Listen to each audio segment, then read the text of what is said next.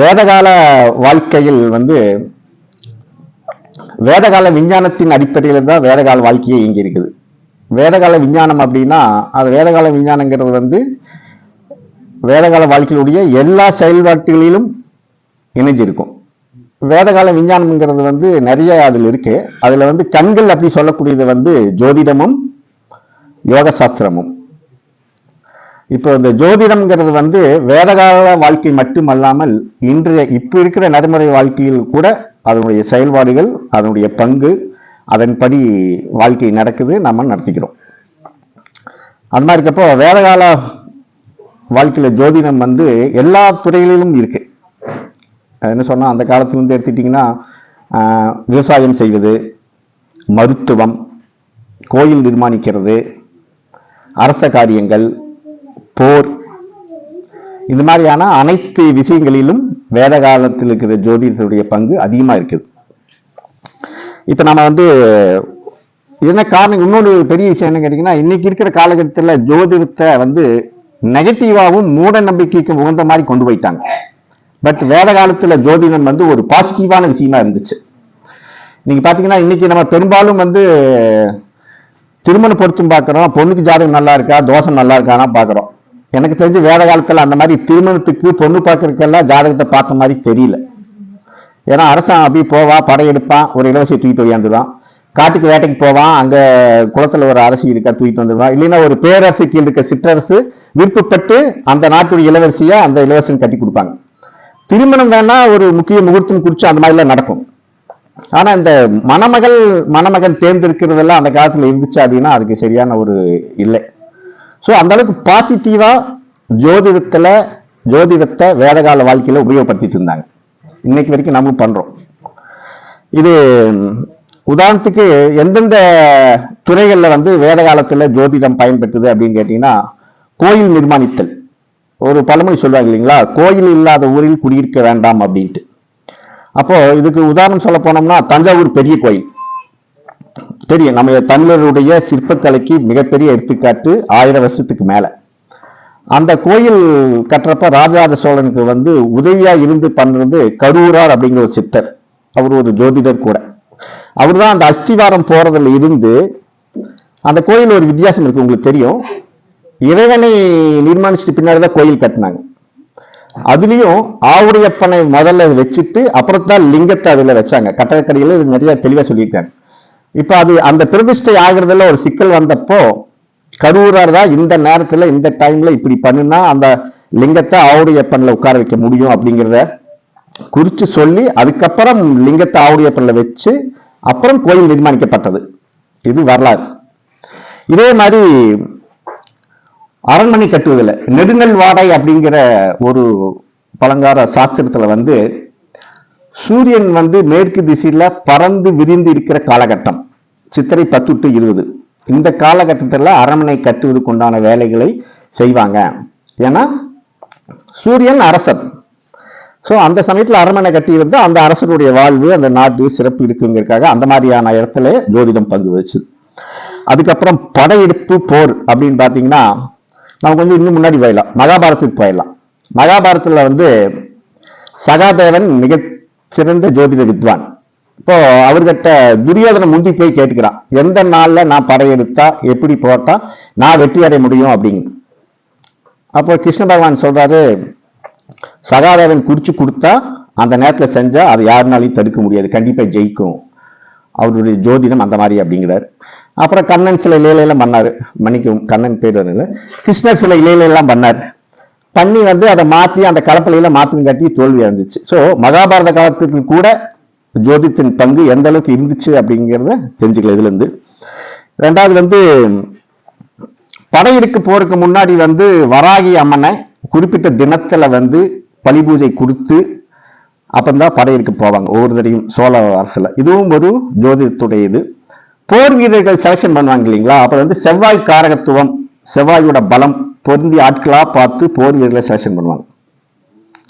அதே மாதிரி மந்திரிகள் அவங்களை தேர்ந்தெடுக்கிறப்போ குரு உடைய ஆதிபத்தியம், குருவுடைய சாரம், குருவுடைய இது இருக்கிறப்ப எடுப்பாங்க. ஏன்னா அவங்க மதிநுட்பத்துடன் அரசருக்கு மேலிருந்து வழிகாட்டக்கூடிய ஸ்தானத்தில் இருக்கிறதுனால அந்த மாதிரியான இடத்துல வந்து இவங்க ஜோதிடத்துடைய பங்கு அது மாதிரி இருந்துச்சு. இதுல மிகப்பெரிய விஷயம் என்னன்னு கேட்டீங்கன்னா, ராஜசூரிய யாகம், அசுவமேத யாகம், சண்டி யாகம், சத்ரு சம்ஹாரம், இந்த மாதிரி யாகம் எல்லாம் வந்து இன்னைக்கு சிறுசா இது 2-3 தான் பண்ணிட்டு இருக்காங்க. அந்த காலத்துல 10 நாள் தொடர்ந்து மிகப்பெரிய லெவல்ல அரசர்கள் பண்ணுவாங்க அந்த மாதிரி யாகங்கள் எல்லாம். அந்த யாகங்களை எதுக்குன்னு கேட்டீங்கன்னா, நாடு சிறப்படையிருக்கும், அரசு நிர்வாகம் நல்லா இருக்கும், பொது அங்க மக்களும் நல்லா இருக்குக்காக பண்ணக்கூடிய யாகங்கள். அதுல ஸ்தான அதிகாரின்னு ஒருத்தரை வந்து ஒரு புரோகிதரை தலைமை பொறுப்புல உட்கார வைப்பாங்க. அவர் வந்து திருமணம் ஆனவரா இருக்கணும். ஆனா அந்த 10 நாள் யாக கூட்டத்திலிருந்து அவர் வெளியே ஒரு க்ஷணம் கூட வெளியே போகக்கூடாது. பிரம்மச்சரியத்தை கடைபிடிக்கணும். அதுக்கு முன்னாடி என்ன பண்ணுவாங்கன்னா, அவங்களுடைய மனைவியோட ஜாதகத்துல மாங்கல்ய தோஷம் இருக்கான்னு பார்ப்பாங்க. அதனுடன் இவருக்கு ஆயுள் தாரை எப்படி இருக்குதுன்னு பார்ப்பாங்க. ஏன்னா அந்த மாதிரி அந்த மிகப்பெரிய யாகத்துல உட்கார்ந்து மந்திரங்கள் சொல்லக்கூடிய ஆட்கள் தவறான மந்திர பிரயோகம் பண்ணா கூட உயிர் போயிடும். அந்த மாதிரி இருக்கும் அந்த காலகட்டத்தில் வழிமுறைகள். இந்த மாதிரி இருக்கிறப்ப அவங்களுடைய ஜாதகத்தை அனலைஸ் பண்ணி 10 நாள் 20 நாள் இருக்க முடியும் பண்ண முடியுங்கிற அனலைஸ் பண்ணித்தான் அந்த மாதிரி மிகப்பெரிய அந்த யாகத்தில் கூட அந்த காலத்து அரசர்கள் வச்சிருந்தாங்க. இது வந்து அரசாட்சி மற்றும் இந்த மாதிரி நிர்வாகத்துல வந்து இருந்தது. மருத்துவத்துல வந்து மிக சிறப்பாக போயிட்டு இருக்கு. என்ன கேட்டீங்கன்னா, நம்ம ஊர்ல லோக்கல் எல்லாம் பாத்தீங்கன்னா, ஒரு பாட்டி கிட்ட போறோம், இந்த ஏடு எழுது போறோங்க நம்ம ஏரியால எல்லாம், ஒரு மூலிகை வாங்க போறோம் அப்படின்னா வியாழக்கிழமை வாங்க ஞாயிற்றுக்கிழமை வாங்கன்னு சொல்லுவாங்க. பிகாஸ் குருவும் சூரியனும் மருத்துவ கிரகங்கள். அந்த நாள்ல வந்து மருத்துவ சிகிச்சை ஆரம்பிச்சாலோ அல்லது மருந்து வாங்கினாலோ சிறப்பாக விரைவாக குணமடையும் அப்படிங்கிற ஒரு நம்பிக்கை தான். அதுல வந்து இன்னொரு உதாரணம் கூட நமக்கு எல்லாத்துக்கும் தெரிஞ்ச உதாரணம் கூட சொல்லுவாங்க. இந்த இரட்டை குழந்தைகள் இருக்கிறவங்க வந்து ஒரு சுருக்கு அந்த மாதிரி இருந்தா சும்மா சாதாரண நீவி விட்டா கூட அது குணமடையும் அப்படிங்கிற ஒரு நம்பிக்கை இருக்குது. இது உண்மையும் கூட. இது எல்லாமே மூட நம்பிக்கை கிடையாது. இது எல்லாமே வந்து கிரகத்துடைய பலன்ல நடக்கக்கூடிய விஷயங்கள். அப்புறம் வந்துங்க, மருந்து உட்கொள்ளும் தன்மையில கூட ஜோதிடம் வந்து இருந்திருக்குது. அதாவது லக்ன நட்சத்திரத்துக்கு 3, 7, 11, 14, 18, 21 நட்சத்திரங்கள்ல மருந்து உட்கொண்டால் விரைவாக குணமடைகிறதுக்கு வாய்ப்பு இருக்கு. இதே நீங்க வந்து சனி, செவ்வாய், ராகு, கேது ஆதிக்கம் உள்ள நாட்கள்ல வந்து நீங்க சிகிச்சைகளை எடுத்துட்டீங்கன்னா காலதாமதமாகும். இதே வந்து சூரியன், சந்திரன், புதன், சுக்கிரன், குரு ஆகிய காலகட்டங்களில் அந்த கிரகங்களுடைய பவர் அதிகமாக உள்ள காலகட்டங்களில் நீங்க மருந்து உட்கொண்டால், சிகிச்சை பெற்றால் விரைவாக குணமடைவீர்கள். இதை நடைமுறை வாழ்க்கையில நம்ம இப்பவும் பார்க்கிறோம். இது ஆதிகாலம் தொட்டு இது நடைமுறையில் இருந்துட்டு இருக்கு. இன்னொரு விஷயம் இருப்பாங்க, விரதம் இருக்கிறதுங்கிறது வந்து இப்ப நம்ம என்ன சொல்லிக்கிறாங்க, இந்த சாமிக்கு விரதம் இருந்தீங்கன்னா நல்லா இருக்கும், சஷ்டி விரதம் 7 நாள் இருந்தீங்கன்னா நல்லா இருக்கும், ஏகாதசி விரதம் இருந்தீங்கன்னா நல்லா இருக்கும் அப்படின்னு. அதுலயுமே அந்த காலத்திலிருந்து இந்த காலம் வரை ஜோதித்துடைய பங்கு அது இருக்குது. அதாவது லக்னம் பரம வௌஷம் அப்படிங்கிற ஒரு வடமொழி இருக்குது. 5ஆம் பாவம் வந்து விரதத்தை குறிக்கிறதுங்க. சோ 5ஆம் பாவம் ஆக்டிவேட் பண்ணி விரதம் இருந்தால் உடல் நலக்குறைவு வராது, நல்லா இருக்குங்கிறது பேசிக் ரூல். ஆனா நான் 5ஆம் பாவத்தையே மறந்துட்டு நீ ஏகாதசிக்கு விரதம் இருங்க, சஷ்டிக்கு விரதம் இருங்க அப்படின்னு சொல்லிட்டாங்க. சோ ஜோதிடத்தோட பங்கு எல்லா பக்கம் இருக்குது. நாம தெரிந்தோ தெரியாமலே அது உபயோகப்படுத்திட்டு இருக்கிறோம். இது வந்து மருத்துவத்தில் இருக்குங்க. அப்புறம் மருத்துவத்துல வந்து எல்லாவித மருத்துவத்திலுமே ஜோதிடம் இருக்குது. அலோபதி, சித்தம், ஹோமியோபதி, சுஜோக், அக்குபஞ்சர், ஈவன் இன்னைக்கு இருக்கிற அலோபதியில கூட ஜோதிடத்துடைய பங்கு இருக்குது. ஒரு நல்ல ஜோதிடம் அந்த காலத்திலாம் மருத்துவர்கள் ஜோதிடம் தெரிந்தவர்களா இருந்தாங்க, அல்லது ஜோதிடம் தெரிந்தவர்கள் மருத்துவர்களா இருந்தாங்க. அப்போ இன்னைக்கு இருக்கிற மாதிரி ஒரு மிகப்பெரிய கொடிய நோய்க்கெல்லாம் அன்னைக்கு கிடையாது, அதெல்லாம் இல்லை அன்னைக்கு. அந்த மாதிரியான சிறப்பான முறையில மருத்துவத்தையும் ஜோதிடத்தையும் இணைத்து வேற காலத்திலிருந்து இந்த காலம் மாதிரி பண்ணாங்க. இந்த காலத்துல மருத்துவர்கள் ஜோதிடம் தெரிந்தவர்களா இருக்கிறாங்கிறது மிக குறைவா இருக்கு. இது ஒரு வந்து மருத்துவ விஷயங்கள் இது வந்தது. இன்னைக்கு நீங்க ஆதீனங்கள் சொல்றோம் இல்லையா, மடாதிபதிகள், அவங்க எல்லாம் வந்து கல்யாணம் ஆகாம இருப்பாங்க. அப்ப அவங்களுக்கு எப்படி வாரிசுகள் உருவாகும்? காலங்காலமா சங்கராச்சாரியாரு, தர்மபுரி ஆதீனம், நாங்குநேரி, அப்புறம் கர்நாடகால நிறைய ஆதீனங்கள் இருக்காங்க. அவங்களாம் வாரிசு எப்படி உருவாக்குறாங்க? அவங்களே பிரம்மச்சாரி, திருமணம் செய்யாதவர்கள், எப்படி அவங்களுக்கு வாரிசு உருவாக்குறாங்க? அவங்கெல்லாம் வந்து அந்த இனத்து குறிப்பிட்ட இந்த சமுதாயத்துல, அதாவது வந்து என்ன, ஒரு 1, 5, 9 குரு கேது தொடர்பு, இப்படி உள்ள ஒரு ஜாதகத்தை, ஒரு 6-7 ஜாதகத்தை தேர்ந்தெடுத்து அதுல இந்த இணைவு இருக்கக்கூடிய ஜாதகத்தை தான் வாரிசு அனௌன்ஸ் பண்றாங்க. ஏதோ ஒரு ஜாதகத்துல வர 3வது சொந்தக்கார ஒரு பையன் நல்ல பையன் அந்த வரித்தாங்கிற மாதிரி இல்லாம, ஜாதகத்தில் ஆராய்ந்து, ஜோதிடத்தில் ஆராய்ந்து திறனாய்வு செய்து இந்த இணைவு இருந்தா மட்டும்தான் அவங்க ஆதீனத்துடைய வாரிசா அனௌன்ஸ் பண்றாங்க. இந்த மாதிரியான விஷயங்கள் இருக்கு. இதுல இன்னொரு மருத்துவத்துல டெலிவரி பொறுத்தவரைக்கும் ஒரு மிகப்பெரிய ஒரு இதுங்க. இதை பத்தி விவரங்கள் தொலைவிட்டு இருக்கப்ப எனக்கு கிடைச்ச ஒரு தகவல், கரிகால் சோழன் பெருவளத்தான் முற்கால சோழர்களுடைய பரம்பரையை தோற்றுவித்தவன். அந்த கதையில நீங்க கேள்விப்பட்டிருப்பீங்க. பட் அதுல ஒரு முக்கியமான விஷயம் என்னன்னா, அவருடைய பிறப்பு. கரிகால் சோழன் பெருவளத்தன் தாயில் வயிற்றில் கருவா இருக்கும்போது இளஞ்சேட் சென்னி அவருடைய தந்தை இறந்து விடுவார். சேரனும் பாண்டியனும் அந்த நாட்டை கைப்பற்றதற்காக முயற்சி பண்றாங்க. இந்த அம்மா ஒளிஞ்சு போய் ஒரு காட்டுக்குள்ள இருக்குது. இவங்களுடைய தாய்மாமன் இரும்பிடார் அப்படிங்கிற ஒரு தாய்மாமனுடைய தயவுல ஒரு காட்டுல ஒளிஞ்சு இருக்காங்க. டெலிவரி டைம் வருது.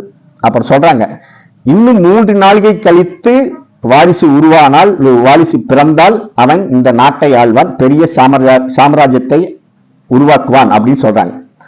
ஆனா டெலிவரி டைம் வந்துச்சு, அவங்களுக்கு வலி வந்துருச்சு. என்ன பண்றாங்கன்னா 2 சொல்றாங்க. ஒண்ணு தலைகளா தொங்கிட்டாங்க அப்படின்னாங்க. இன்னொன்னு சொல்றாங்கன்னா ஒரு செவுத்தோட சேர்ந்து உட்கார்ந்து காலை மேல தூக்கி வச்சு அந்த 3 நாளிகை நேரம் அந்த வலியும் வேதனையும் தாங்கி அப்புறம் அந்த குறிப்பிட்ட டைமுக்கு அந்த பிரசவம் கரிகால் பெருவளத்தான பெற்றெடுக்கிறாங்க. இதுவும் ஜோதிடத்தினால் சொல்லி குறிச்சு கொடுத்தது. அதே மாதிரி பிறந்த கரிகால் சோழன் பெருவளத்தான் முற்கால சோழ சாம்ராஜ்யத்தை மிகப்பெரிய லெவல்ல அதாவது யார் இன்னைக்கு கூட கல்லணை இருக்கு இல்லையா, கரிகால் சோழன் கட்டின கல்லணை தானே, அந்த மாதிரி ஒரு ஒப்பிட்டு சொல்லக்கூடிய ஒரு பெருமையுள்ள ஒரு மனிதனாக வந்தார். அதுக்கும் கூட அவங்க அந்த ஜோதிடத்தை பார்த்து டைம் பிக்ஸ் பண்ணித்தான் இந்த செயல்பாடுகள் நடந்துச்சு.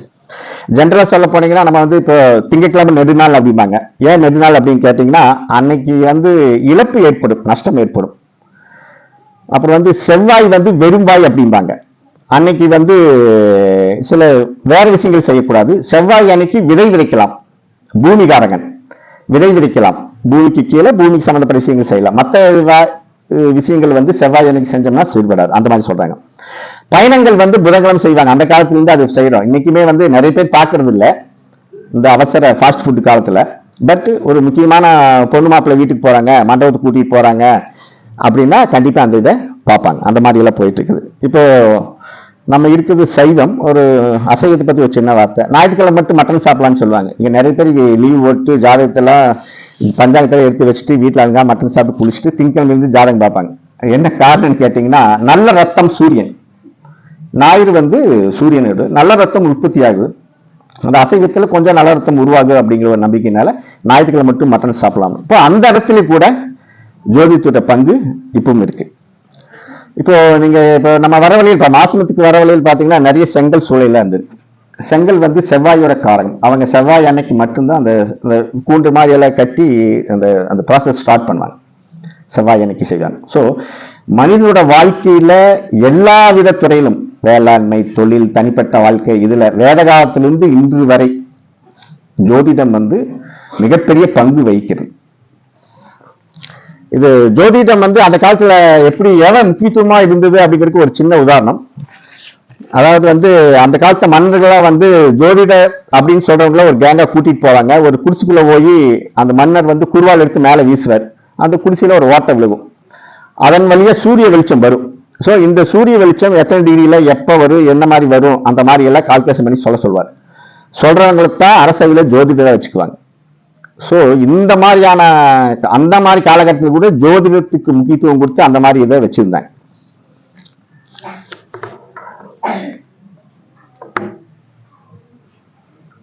இப்போ இருக்கிற காலகட்டத்தில் என்னுடைய தனிப்பட்ட கருத்து, எல்லாத்துடைய கருத்து கூட, ஜோதிடம் உண்மை, அதை யாரும் மறுக்க முடியாது. ஜோதிடர் பொய், கோச்சக்கூடாது. சில பேர், பல பேர், உங்க சாய்ஸ். அது உங்களுக்கு தெரிஞ்ச சில பேர் பொய்யா இருக்கலாம், அல்லது பல பேர் பொய்யா இருக்கலாம். அந்த மாதிரியான சூழல் தான் இப்ப இருந்துட்டு இருக்கு நம்ம. ஆனா ஜோதிடம்ங்கிறது வேத காலத்திலிருந்து இப்ப வரைக்கும் உண்மையா இருக்குது. அது தெரிஞ்சே தெரியாம நம்ம ஃபாலோ பண்ணிட்டு இருக்கோம். இப்ப என்னுடைய தனிப்பட்ட இதுல பாத்தீங்கன்னா, நான் ஏப்ரல் 16 தான் சிஸ்டம் கேபிசிஎஸ்ல ஜாதகம் கத்துக்க ஆரம்பிச்சேன், ஜோதிடத்தை பத்தி கத்துக்க ஆரம்பிச்சேன்.